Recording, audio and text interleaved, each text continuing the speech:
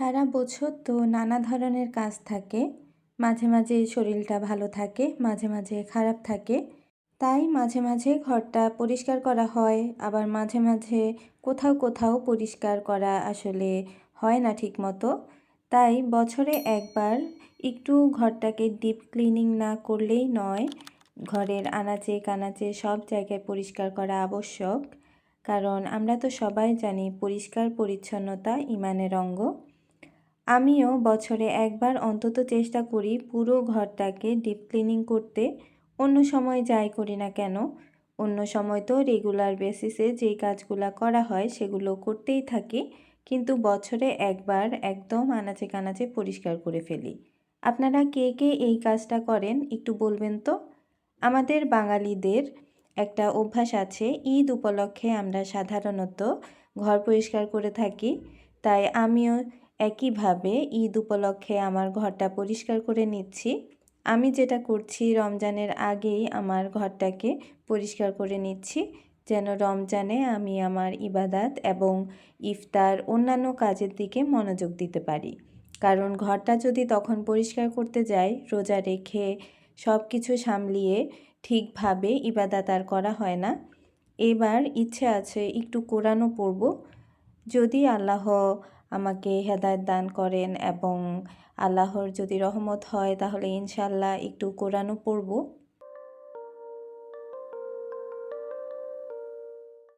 আজকে আমার ডাইনিং স্পেসটা সাজাবো। আমার ডাইনিং রুমে ডাইনিং টেবিলের পাশাপাশি আমি একটা 3 পাল্লার আলমারি রেখেছি। তো প্রথমেই সেই আলমারির জামাকাপড়গুলো গোছানো দিয়ে শুরু করছি। গত 2 দিন খুব অসুস্থ ছিলাম, তাই অনেকগুলো জামাকাপড় জমে গিয়েছে। ওয়াশিং মেশিনে জামাকাপড়গুলো ধোয়া হয়েছে কিন্তু ভাঁজ করা হয়নি। আমি এখানে একটা একটা করে ভাঁজ করে নিচ্ছিলাম।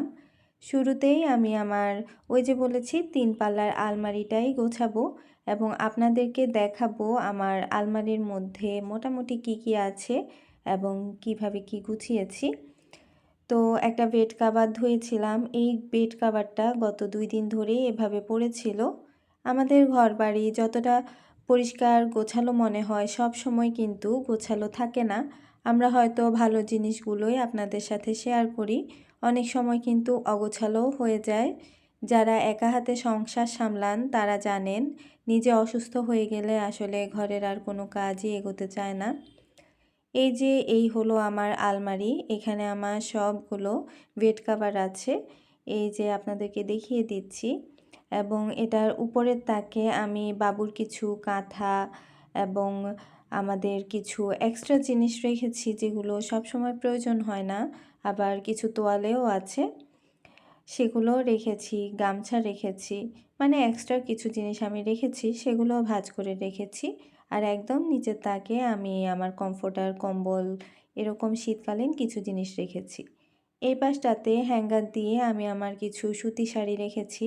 তার মধ্যে আবার আমার খুব ফেভারিট একটা কালো জামদানিও রেখেছি। আর এখানটায় আমার হাজব্যান্ডের 2টা কোট রাখা। আমার স্টিলের আলমারিতে আমার বেশিরভাগ শাড়ি আছে। কোনো একদিন আপনাদের সাথে সকল শাড়ি শেয়ার করব।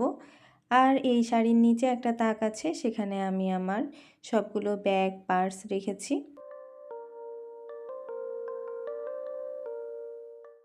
আর এই পাশটাতে আমার আরও কিছু জামা কাপড় আছে, এগুলো অনেকগুলো সেলানো হয়নি, আবার অনেকগুলো বিক্রির জন্য। আমি কিন্তু ঘরে বসে টুকটাক ব্যবসাও করে থাকি, সেগুলো আপনাদের সাথে একদিন শেয়ার করব। এখন আমি আমার ডাইনিং টেবিলের গ্লাসটা সরিয়ে ডাইনিং টেবিলটা ভালো করে পরিষ্কার করে নিচ্ছি। যেহেতু গ্লাসের নিচে ওইভাবে হাত দিয়ে নাগাল পাওয়া যায় না, তাই আমার গ্লাসটা সরাতেই হয়েছে, যেহেতু আজকে ডিপ ক্লিনিং করছি।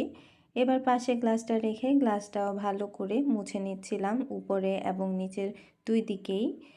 কারণ নিচের দিকটা যেহেতু টেবিলের পাশে থাকে, তাই নিচের দিকটা অনেক সময় পরিষ্কার করা হয় না, তাই নিচের দিকটাই ভালো করে পরিষ্কার করে নিলাম। আমার ডাইনিং টেবিল গোছানো শেষ। এবার আমি চলে যাব একটু রান্নাঘরে। আজকে একটা স্পেশাল জিনিস তৈরি করব।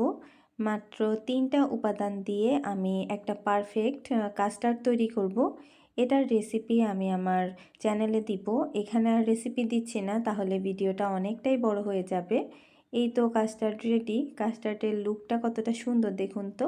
পুরো কাস্টার্ড তৈরির থেকেও আমার লাস্টে ডালিম দিয়ে সাজানোর পর কাস্টার্ডের যে একটা অন্যরকম চেহারা আসে সেটা বেশি ভালো লাগে।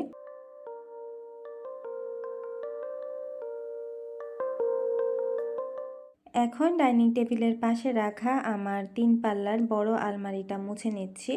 উপরে যতগুলো খাঁজ আছে প্রত্যেকটি খাঁজ ভালোভাবে মুছে নিয়েছি, কারণ খাঁজগুলোতে কিন্তু ময়লা বসে। আমি তাই সবসময় চেষ্টা করি ফার্নিচার কিনতে একটু ডিজাইন কম দেখে কিনতে, কারণ ডিজাইনগুলোর ভেতরে কিন্তু অনেক ময়লা জমে এবং সেই ময়লাগুলো সবসময় পরিষ্কার না করলে ডিজাইনগুলো দেখতে ভালোর বদলে খারাপই লাগে বেশি। আমার দেখবেন যে বেশিরভাগ ফার্নিচারেই গ্লাস আছে, কারণ আমি চিন্তা করি যে যদি আমি এই আলমারিটা অন্য একটা রুমে দিতাম আর সেই রুমে যদি কোনো গ্লাস না থাকে মানে আয়না না থাকে, সেক্ষেত্রে ওই রুমে কোনো গেস্ট আসলে বা অন্য কেউ ব্যবহার করলে এই আয়নাই তার জন্য যথেষ্ট হবে। তাই আমি যে কোনো ফার্নিচারের সাথে আয়না কিনি। এখন এমন এক অবস্থা, আমার পুরো ঘরে সব ফার্নিচারের সাথে আয়না আছে, যদিও দেখতে ততটা খারাপও দেখা যায় না। তারপরও বলছি আর কি, যে আমার বেডরুমে তো অলরেডি 3টা আয়না আছে। আমার ড্রেসিং টেবিলের আয়না, ওয়ার্ড্রোবের আয়না, তারপর স্টিল আলমারির আয়না, মানে এক কথায় আয়না দিয়ে ভরে গিয়েছে।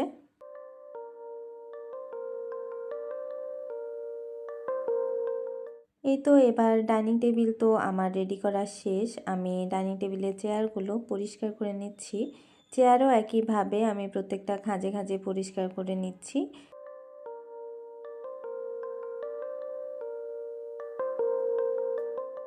আজকের ভিডিওটি কেমন লাগছে অবশ্যই কমেন্ট করে জানাবেন। যদি ভালো লাগে তাহলে একটি লাইক দিয়ে দেবেন এবং বন্ধুদের সাথে অবশ্যই শেয়ার করে দেবেন। আপনারা কে কীভাবে কী পরিষ্কার করছেন ঘরের ঈদ উপলক্ষে সেটাও কমেন্টের মাধ্যমে আমাকে জানাতে পারেন।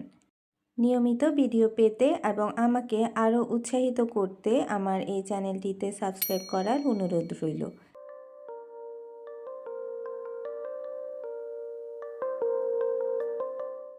আজকের মতো এখানেই বিদায় নেব।